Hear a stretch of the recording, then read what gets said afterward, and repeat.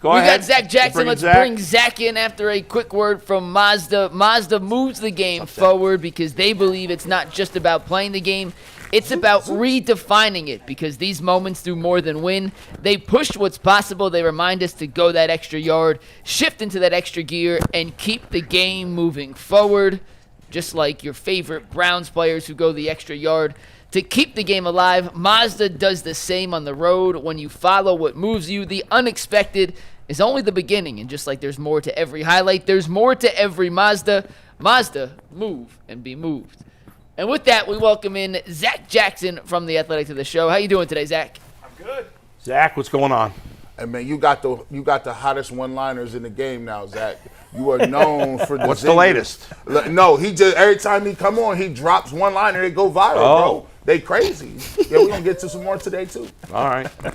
I'm curious your take, Zac, on the Judkins thing. Why do you think there's any rhyme or reason to why they waited till yesterday to bring him in? No, I did think it was curious, right? Yeah. Like, why not do it before? And he was at the the Sunday. I saw him in the media at halftime while they're running for 2 yards of carry. So that's not great. 30 seconds in. What do you know?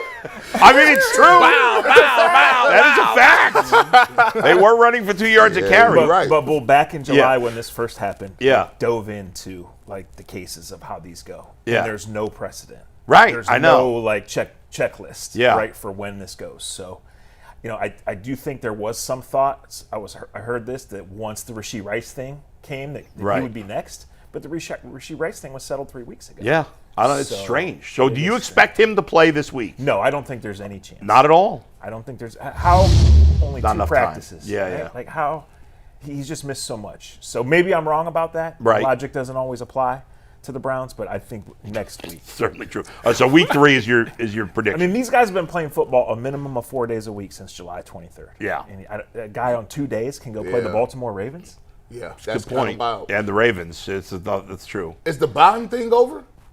His Bond kind of came out and played, and it was cool. And Bush too, and as Bush, you mentioned. Like, is there any similarities between those two? The Bush thing is not over. His trial is in December. Dang. But I believe the Bond thing is over for this reason. When the roster cutdown day came on August 27th and there was no decision, because that gives the teams clarity because they're cutting so many guys that day. And Bond wasn't on it, and I was perplexed that Judkins wasn't on it, but when Bond wasn't on it, he had just signed the guaranteed contract 8 days earlier. Mm-hmm. I believe that part is probably over. But again, this is all internal, and they don't share anything. So I think the Browns have known all along where this stands, but I'm not sure the Browns even knew everything because they were surprised by the Watson thing, right? Sure. And there was a lot more layers to that, a lot more at stake. But Judkins is supposed to be this team's starting running back, and they can't run the ball. Right. So they need him in there, and he needs to play a little bit at a time to even get close to full speed. Go ahead, Tyvis. I was just going to ask you, when you look at this offense, right, obviously Judy and Harold Fanning got a lot of targets. Yeah. When you look at this Baltimore Ravens secondary in this defense, does Harold Fanning have the game that he had last week? Well, he might have to, right? The one thing that I noticed when I went back and watched the game is early in the game, I thought Flacco had a read intended. The guy wasn't open for whatever reason, and he went to Harold Fanning. And later in the game, he seemed to be seeking him out. And Harold Fanning was making guys miss. And all these numbers, right, he tied the rookie record for most receptions. One that didn't count, he blasted the guy on the sideline. DeJuan got a holding. That play doesn't go in the stats. But that's an 8-yard reception that he finishes with authority. So true. He's really impressive guy. And I just thought for sure he was going to him intentionally. A lot of those Sampson swings were just, hey, we're in trouble, let's get rid of it. But when I went back and watched, I saw some nice designs on those too. Like get the guy the ball in space, he's got some shake. So both those guys are off to a good start. Now, is Harold Fanning going to have 9-10 targets every week? I don't know. But I mean, certainly going forward, this is your tight end. So you think, and I don't mean just this month, but sure, absolutely. So you think this could be the end of the David Njoku? It could be. He does not have a contract for next year. Yeah. I don't know. A huge cap number for next year, but he does not have a contract for next year. When you look at Flacco, I kind of compared it to like he's a dude who has the answers to the test, and what I mean by that is, like you saw, like if it wasn't there, if the first one wasn't there, he already immediately knew. Like it was no questioning about it. Is that the difference between when people say he gives you the best chance to win because he's seen every defense that he can get the ball out like that? Is that the difference between him and playing rookies? Yeah, that's one of the primary reasons that I thought that 4-man competition, but the rookies never had a chance because you're just that experience. You just can't teach that. And especially Joe, right? Early in the season, they need steadiness. Do they need to score more than 16? Sure. Should they have scored more than 16? Sure. But they know from Monday till Sunday what they're getting out of Joe, where they want him to go with the ball. Is he going to turn it over? Yes. Is he going to throw it deeper? Like, I think the Bengals sat back and took it away. Garrett, what'd you say last week? If I'm Joe Flacco and I'm 40, I'm flinging it. Yep. I think the Bengals are ready for that. Yeah. So this week early on, they got to say, hey, we're getting rid of it, hell or high water. Like, we're going to get Isaiah Bond involved. We've got to get Judy involved. Deep on the deep stuff. You have to. You're not going to dink and dunk and beat the Ravens 17-16. Maybe you are. Right. But you have to think about, we have to put some pressure on them by making these big plays. You agree with these guys that what the Judy comment is a nothing burger? Yeah, I mean. Nothing at all. This is what it is, right? These teams know each other. Yeah. Andre Szmyt, obviously, big topic this week.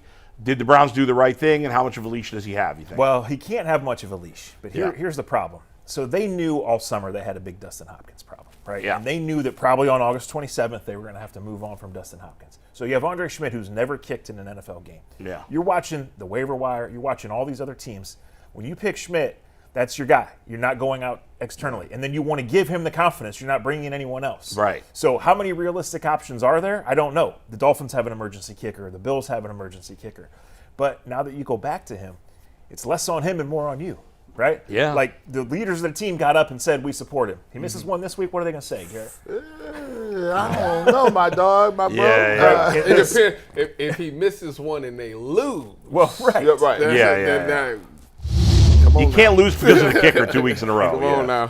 When he tried it out for that field goal, I swear, I looked at Jason sitting Yeah. right next to me, and I said, this poor kid. Like I knew. Yeah. You knew it was not Wait, happening. you talking about after you missed the extra point? Yeah. Before the 36-yard. I was like, this What poor did you kid. what did you think of the 4th and 5 where they decided not to kick it and they threw the slant to Judy?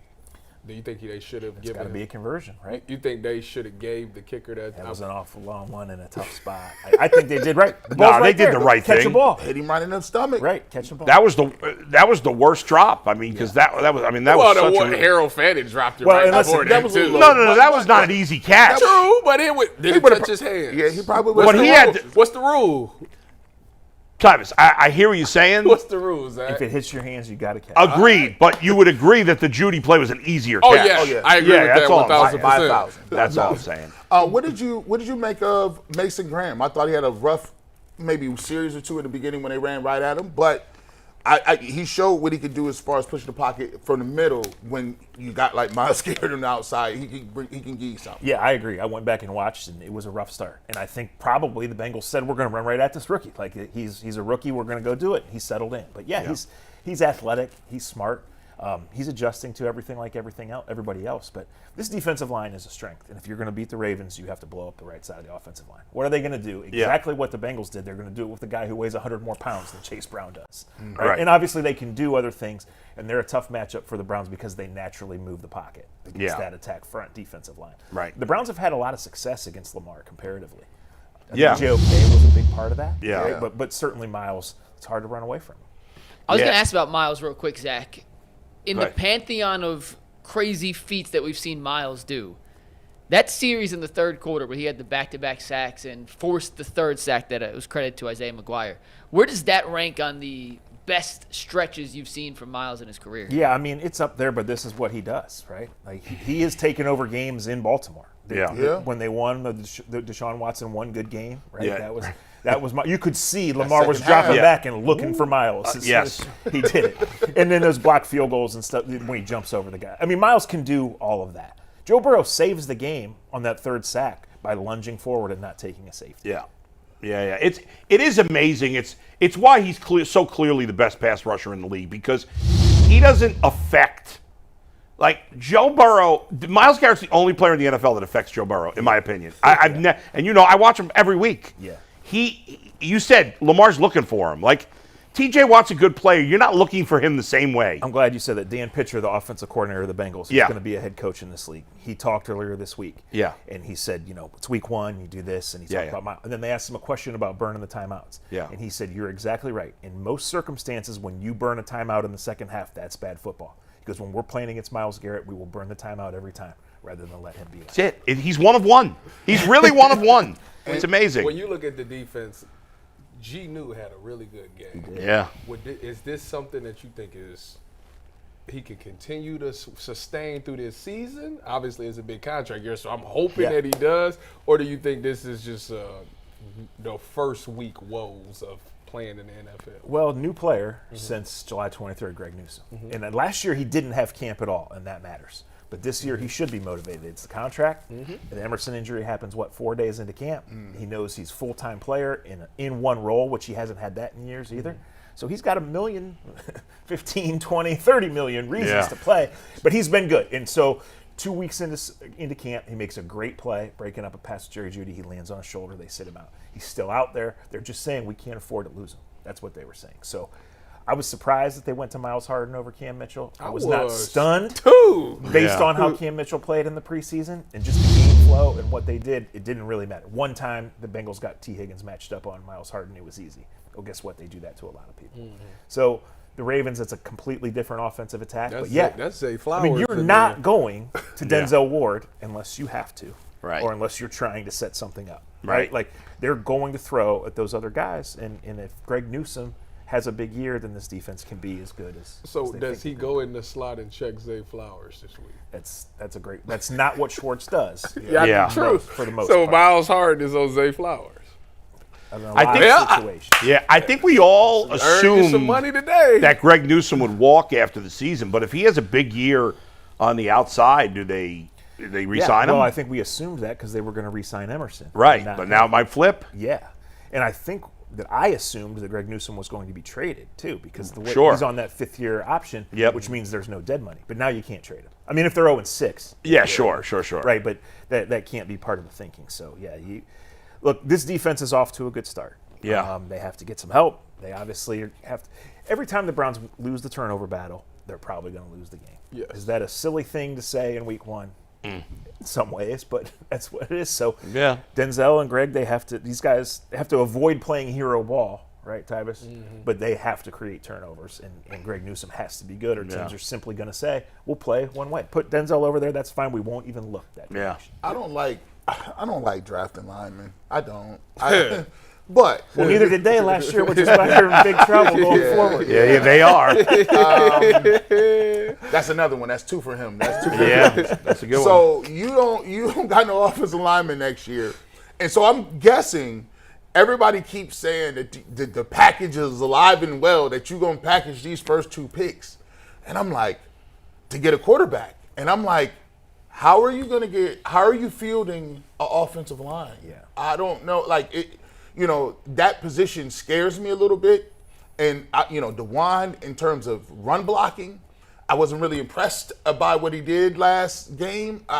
So, four offensive linemen gone, where do you see this thing? And do they have break glass, huge problem on their hands with the offensive line moving forward after this year? Yeah, they might, right? I mean, I think it's getting a little far ahead after one game, but, I mean, when you have 4 starters who have done what these guys have done, and they're all in their 30s, and they're all not under contract for next year, that is worrisome. I think a big thing is, does DeJuan make it through this season healthy? He hasn't done that. He's played well. Yeah. He's shown growth. He hasn't finished the season. If he's your left tackle of the future, at least for next year, that's a huge win. If he's not, that's another big area. Oh, my God. You can re-sign Wyatt Teller. We'll see if Joel wants to play again or we'll come back here. I don't think Joel wants to play anywhere else. Right? But I think the final record and how this season goes might determine Joel's thinking. I don't blame him. And Poshik's a free agent. Right. He's 30 or 31. Conklin's a free agent. Jack Conklin redid his deal to become. Wow. Jack Conklin had to redo his deal. This team wasn't going to be able to afford him. Right. So they gave him money up front and the opportunity to hit free agency after this year. The one rookie we haven't talked about yet, Carson Schwesinger, obviously he also, like a lot of the players on defense, came alive in the second half. He seemed to be all over the place in that second half. Yeah, there was a couple plays where he knows what they're running right away. And for that's a rookie impressive. In his first game, that's super impressive. So that's what he's been the whole summer. So he played 100% of the snaps, and that's my one worry. Wow. You're putting so much on his plate, but he so far he's taken it just a long, long way. And then obviously your first time against Lamar, you can't replicate that. What's the game plan there? Like, what are they doing? Go to church. You're right. He's good with the one-liners. He's on a roll. No, I mean, they've had success because they play the way they play. That gives them fits. They get upfield, and then you make Lamar think about where Myles is. You have a brand new right tackle and the right side of the offensive line is shaky. Yeah. You move Myles a little bit. You hope Isaiah McGuire plays like he has. Yeah. Try to get some push, get back there and disrupt him. Let me ask you about go back to the offensive line, because McNuggets showed us their PFF grades for run blocking. It wasn't good. No. Well, Batonio and Teller was good. The rest of it, Antonelli and Teller was good. The rest of the other three were Yeah. not good. Do we have an issue? Is this offensive line old and beat up? Well, I think they have a run game issue. Right? Okay. And that's that your quarterback's a statue. So it's not just the running back. It's the your running backs are tiny, and I thought Jerome Ford, that was about as awful as a game as an NFL running back could play. Yeah. I don't even know what he Just did. hideous. To be honest with Well, he you. didn't break a single tackle. No, I know that. Yeah, he was terrible. So you got the quarterback's a statue, the running backs are tiny, and the O-line's not blocking. Yeah, Well, and that's a bad combination. So why is Harold Fannin playing Wildcat quarterback? People are like, what are we doing? Because you at least have to give them something to look at. Right. You know, and whether it works or not, maybe in the future it says something else. Like, you're desperate. So you're going to see Isaiah Bond and Jerry Jeudy in the jet sweep game. You're going to see those swings to Dylan Sampson. Like, you have to keep the defense honest. You cannot just drop back. If Joe Flacco throws for 400 and they score a bunch and win, it'll be Flacco having 50 dropbacks and doing that. But in the flow of the game and in the success of the offense, you can't do that. He's going to get killed. Let me ask you this question. Yeah, man, I got to get a kooky one in here. Say something happens wild where Flacco, he goes down. D. Watt. Come on now. I know where you're going with this. Dylan Gabriel comes in. Maybe he's smaller stature, gets hit. Shador, they say he hold the ball too much. He may, hey. Is there any world where Deshaun Watson takes a snap for the Cleveland Browns, or is this unwritten? He will not play anymore. We're not. Week 8. So on September 11th, you got a lot of November questions. Yeah, we really. do. Yeah, we do. Yeah, we do. There is a world. Do I think that's anyone's intention? No. And do I think that it's likely at all, even if we get closer to that world? No. But there is a world. When he went on active PUP instead of reserve PUP, that made him eligible to play this season. And when he went on active PUP again on August 27th, when they made all these moves, that means that anytime after week 4, he is eligible to return. And there used to be, Garrett, a deadline to where those guys had to be activated after a practice window and all that. There's not anymore. It could be Christmas week, and they could activate Deshaun Watson. That is wild. So it's could, and we'll see. He would have to be cleared. Christmas. But if he's cleared, people say, and I guess fear is not a wild term to use here, that the NFLPA and Watson's camp will push and say put him on the roster if he's cleared. And I think they will have to if he's cleared. Now, will it be any kind of clearance? I mean, the second Achilles tear was early January. Yeah. So right now we're not even to 10 months from a second. Right. So he's been working out. He You watched seen- almost all of training camp from the weight room. We've seen the videos pop up. He's in the facility. He's with the team, right? Like he's doing what he has to do. He's in the meetings. Yeah. Kevin's been very clear about that. But when and if he gets cleared, then that is something to tackle. By the way, I think it's funny that on Monday, the rest of us were all saying how there's some positives, and G was like, I don't want to hear about positives. They lost. It's all about right. And now you're the one who keeps asking the futuristic questions. Hey, well, listen, I got to get him in here, bro. Listen, this is I can't ask nobody else these questions, bro. Well, because here's the thing, and there is a world. Like I just went back and watched the 16 season. I believe they had Josh McCown, they had Charlie Whitehurst, they had RG3 who got hurt in the first game. They had 5 quarterbacks by week 3. Then Cody Kessler eventually played. You're way off. Charlie was way before that, but that is what happened. You're right. 11 times since '99, they've had at least 3 different starting quarterbacks. That's just crazy. And Charlie did have to play for the Browns. Now, he is not one of the 40. He did not start a game. But there was a situation where he came in a game. And then last year, when they benched Jameis, made him the 3, and he had to play. That was only the 7th time in the history of the NFL under this rule of that the third guy actually had to play. Yeah. Wow. That rule has not been in for a long true. time, and it actually went away for several years. But it's not supposed to happen. Right. Zach, the Browns ran more pre-snap motion than they have in a long time. Is that just Stefanski changing, or is that a Tommy Rees influence? It's Stefanski's offense, Okay. I think. Okay. And a lot of it, I think, was Isaiah Bond trying to set up some stuff for later. But I think when you went back and watched, I think a lot of it was giving Flacco that look. Like All right. Joe can diagnose. Here's what the defense is. So here's where I'm going, either here or here. And that's what a lot of the Harold Fannin receptions were. Is he knows where it's coming. He looks one way, he throws it, and then Harold was really impressive after the catch. Let me ask you about Kevin as a quarterback guy. Kevin gets credit for using having backup guys ready to play and all those things, but when you look at some of the star or the big time quarterbacks, he necessarily haven't gotten the best out of them. I say all that to say, are you confident that they will get it right if they decide to go with a quarterback next year in the draft? Yes, next year. Would that, out of him, whoever that is, Dylan Gabriel and Shedeur, do you expect to see good quarterback play out of any one of those two? I think that's a lingering question with Kevin, right? Like, he's a good coach. He's produced in adverse situations. I think he has the team ready to play most weeks, but can he be that guy? I think that's a great one. I'm concerned about the development part. I don't know a guy that he's taken that was seen as nothing and developed him, and then he became a good. No, that hasn't happened. And, Nope. and I mean, it was his clashes with Baker, which is why I knew that night in Pittsburgh was Baker's last game here. Their hands were tied, and so that's why they went the Watson route. And then when Watson told them no, they said, "What are we supposed to do?" And that's when ownership said, "Well, we're not going to take no for an answer." That's why we're here talking on September 11th about what might happen in November or April. Is that why most coaches, a lot of coaches prefer veterans? He can't Because take no. they're more programmable. They know what the game is. Young guys. Last thing, Zach, 32.5 points, Ohio State over G. Bush's alma mater, Ohio U. Will the Bobcats cover? That's also my alma mater. Oh, yeah. I didn't realize that. Yeah. Sorry. They might. That Parker Navarro. Will they can play. cover? No, it's a little different. Yeah. 31. 31. Right I around keep that. No, 32.5. It's 32.5 now. I'm taking. Come on, is anybody taking Ohio University and the points? It's your alma mater, Zach. Parker Can you do threw it? 3 picks yesterday, State and the last week. points. But that Lay game the shouldn't even been points. close. But it's at the shoe, bro, and they're focused. Ohio State later points. All right, you guys aren't going against it. I don't see. Yeah, Are the if I mean, Ravens if I or Browns had going to win, I would Zach? probably That's take the only home thing we didn't team. hear. Okay. Yes, it's 11 and a half favorite for the Ravens. Yeah, who's- do the Browns? Browns at least cover? that? I don't know. 'Cause listen, if you're the Ravens, right, and you got a problem closing games, Yeah. what are you doing in the fourth quarter? You're running it hitting up. the gas. Yeah. this time. Yeah. All right. There we go. That's it. Not looking good for the underdogs this week. Zach, thanks, man. Zach, you're We the best. appreciate Thank it. you. We're Take going a to get